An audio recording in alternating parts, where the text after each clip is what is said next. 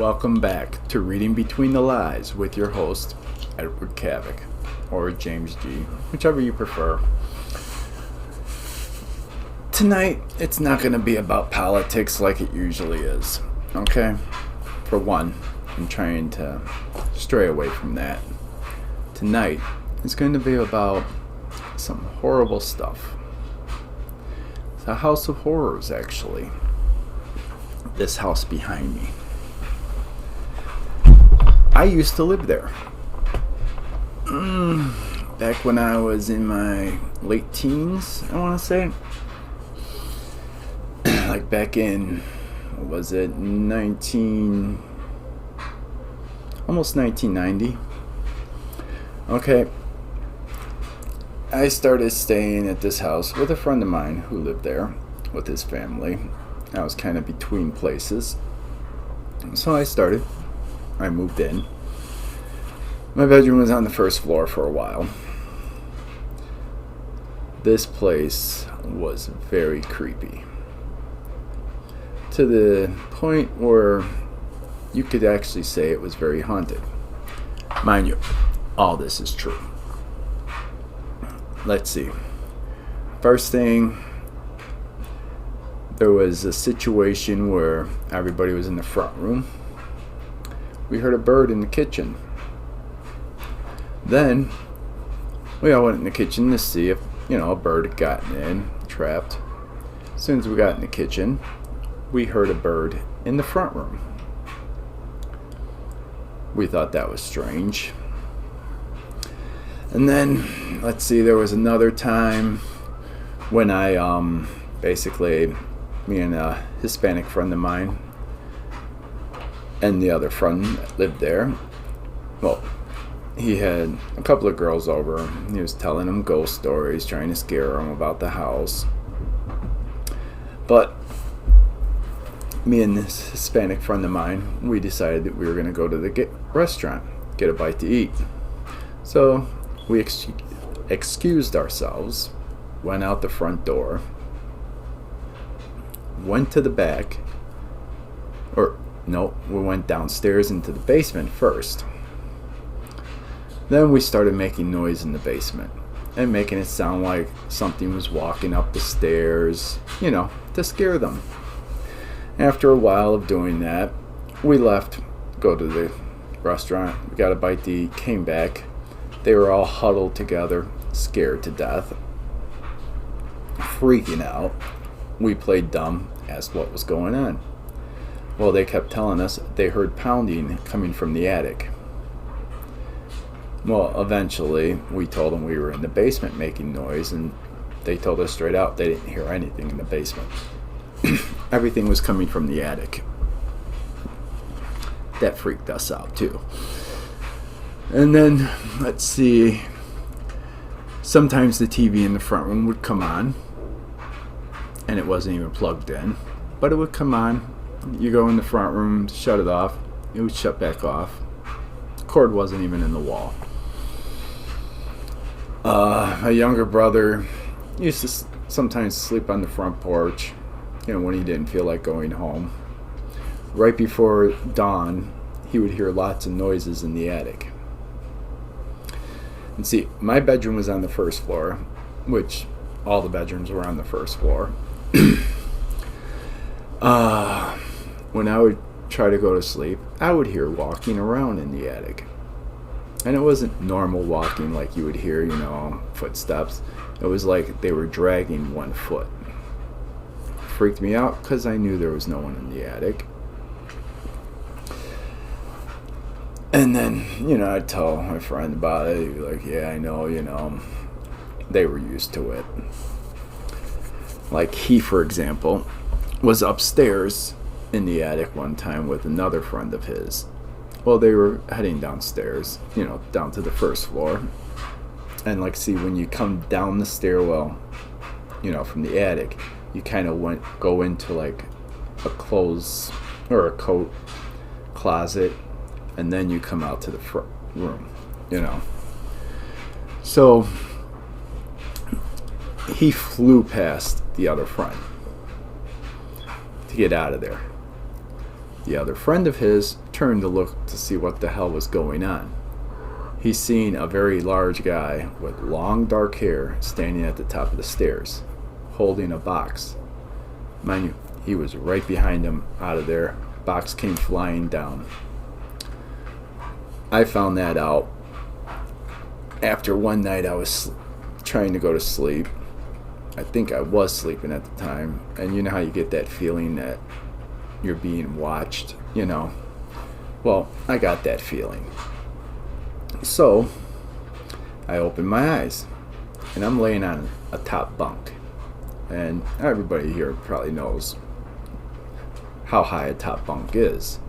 I'm laying on my back, open my eyes. I see a figure, silhouette of what appeared to be a guy standing at the foot of the bed. And I seen from his chest up. He had looked like long hair. It was a dark silhouette. All I could feel was evil radiating off this guy. Everything in my body stopped except for my heart. It was racing, okay? And then I blinked, he was gone. So eventually I fell asleep. Well, another friend of mine who was sleeping on the bottom bunk, he was woken up during the night with something under the bed pushing up on him. He would look under the bed, nothing there.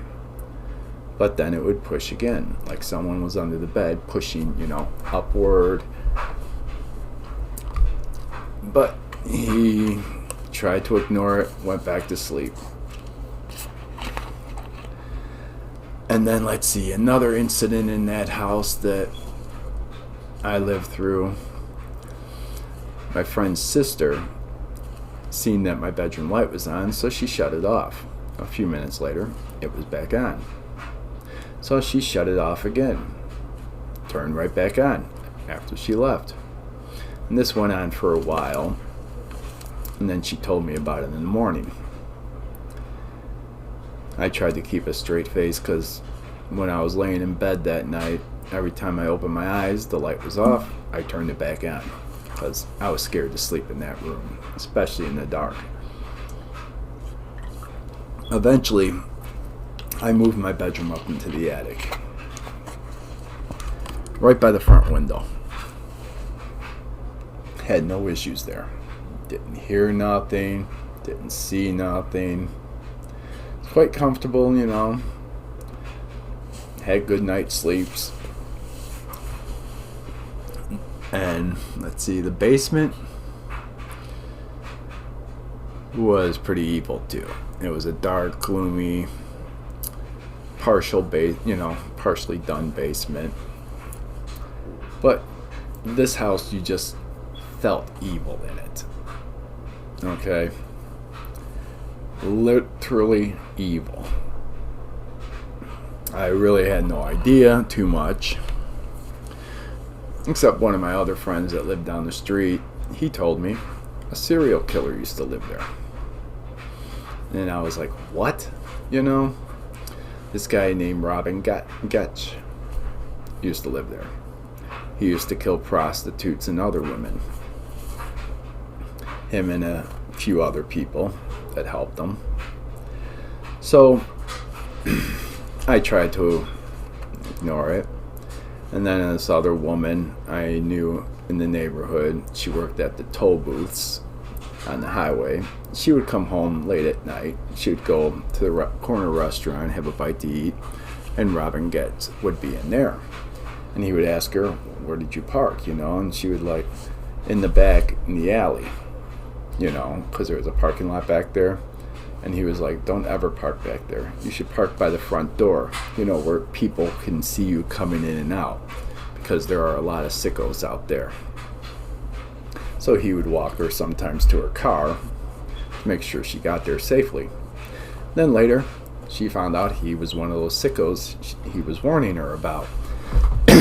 And the friend of mine that told me about Robin Getz being a serial killer and all that, he said one day he was coming home from high school. Cops were digging up the front yard, looking for bodies, and he was freaking out, like, what the hell, And then when he found out what was going on, Then he realized why he used to wash out his van at least once a week. Ritually, he was always cleaning his van. More than anybody usually does. So I did some research on them and found out they were horrible, horrible people. The worst of the worst, actually. This was basically what they had done. On May 23rd, 1981, a 28-year-old black woman and mother of two, Linda Sutton, she disappeared by Wrigley Field in Chicago, Illinois. 10 days later, her body is found in a field in Villa Park, Illinois, next to a shady motel. Her body had been mutilated and her left breast was taken. The killer, or killers, didn't strike again for at least a year later that the police knew of. But no bodies were found no bodies were found that amount of time that matched their first victim, basically. Then on May 15th, 1982, 21-year-old Laurie Ann Brosky was leaving for work. Laurie's 14-year-old brother offered to walk with her to work to open up at a real estate company she had worked at in Elmhurst, Illinois. But she declined. And then right outside of her work, she was snatched up, leaving behind her work keys and one shoe. The police were called after the owner seen she never opened up and she wasn't home. Her decomposed body was found on October 10th, 1982, in Clarendon Hills, Illinois, next to Clarendon Hills Cemetery. She had been sexually mutilated and her left breast was removed. And then on May 29th of 1982, Sue Mack, 30-year-old Asian woman of Lombard, Illinois, was driving home with her brother from their family restaurant in Streamwood when she and her brother got into a heated argument. Then her brother pulled over and she had gotten out in Hanover Park and was found 4 months later in a field in South Barrington. She was found with her front teeth cracked and the back of her skull was fractured and her breast cut up. Then, follow me here. Then 2 weeks later, on June 13th, 1982, Angel York was working the streets and was picked up by John in a red van. She was handcuffed and he made her slice open her own breast. Then he masturbated, yes, I said that right, masturbated in the wound. Then he threw her out still alive. Her description of her attacker failed to produce any leads. Then there was nothing for at least 2 months.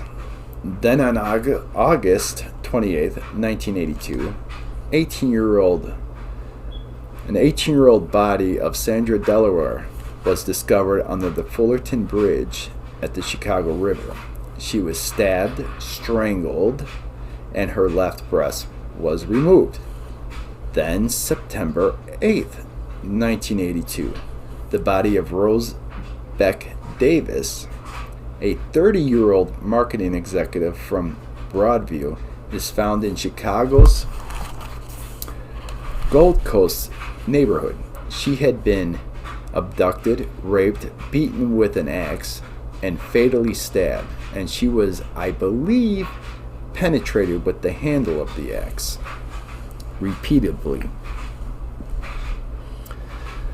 Then on October 6, 1982, Rafael Tirado, 28, is fatally shot and his male friend wounded while standing at a phone booth in Chicago. The police believe it was a murder for hire. Then also on October 6, 1982, 18-year-old Beverly Washington was found by a railroad tracks in Chicago's Humboldt Park.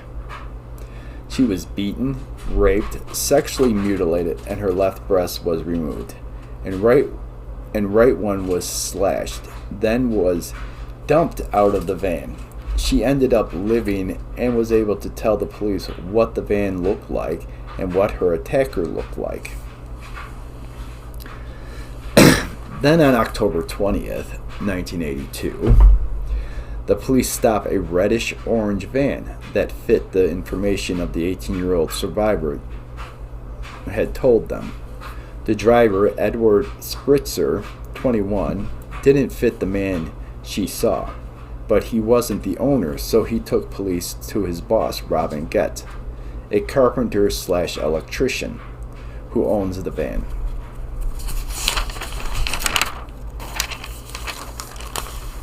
Robin Gett, 28, of Chicago, is arrested in the October 6, 1982 attack on the 18-year-old woman who survived and ID'd him as her assailant. He posted bond several days later and is rearrested on November 5th.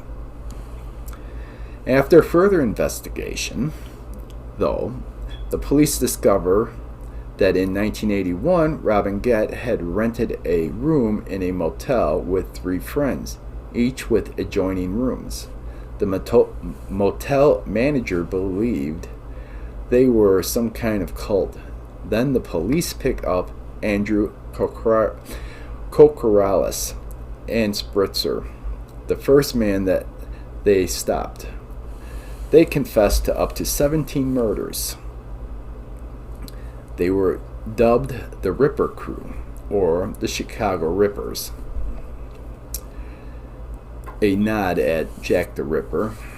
Gett is the accused ringleader. Then on November 12, 1982, Thomas Kokoralis, the older brother of Andrew Kokoralis, is 22, of Villa Park, is arrested and confesses on tape to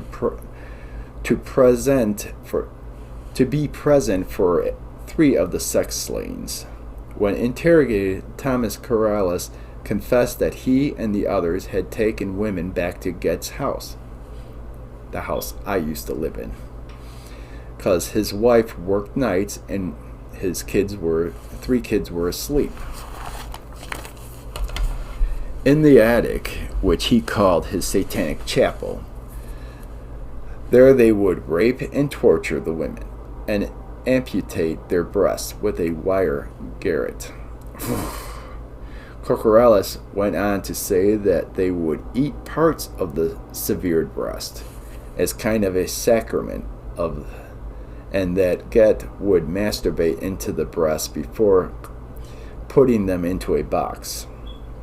Kokoralis had claimed he saw 15 breasts in there.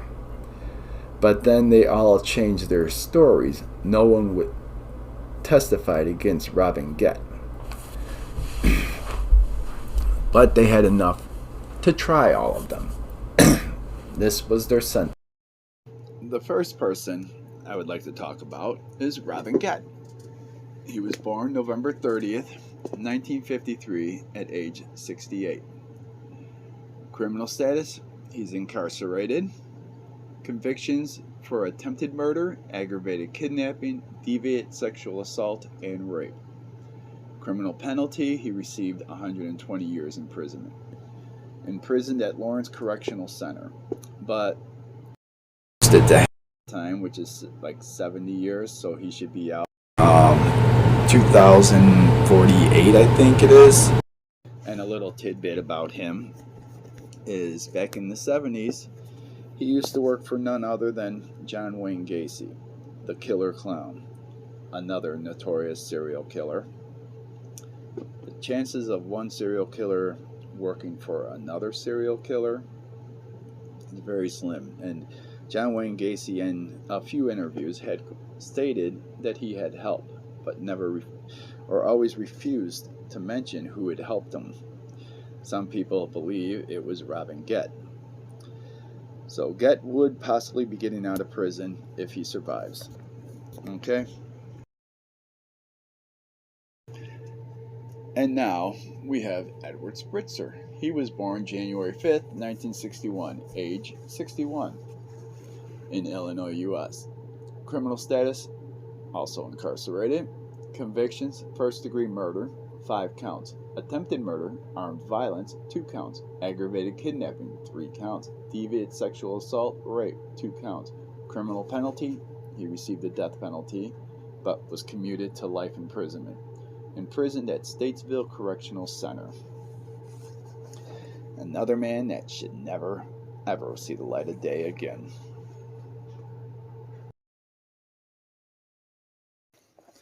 And Andrew Kokorales, born July 23rd, 1961, or 63, sorry. He was the youngest out of the group.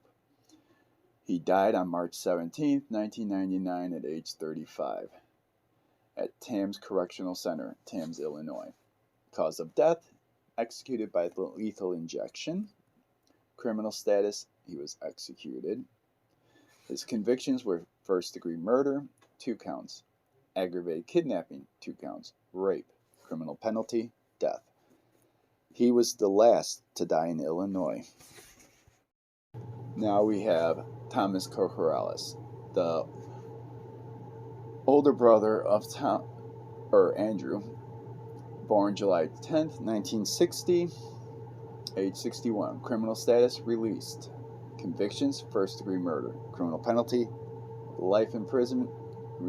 Commuted to 70 years in prison, which was reduced again to 35 years. And now he's out on the streets living in the suburbs of Chicago. These are pictures of some of the women that the Ripper crew had killed. Horrifically, I might add. But these are just a few of the pictures of the known ones.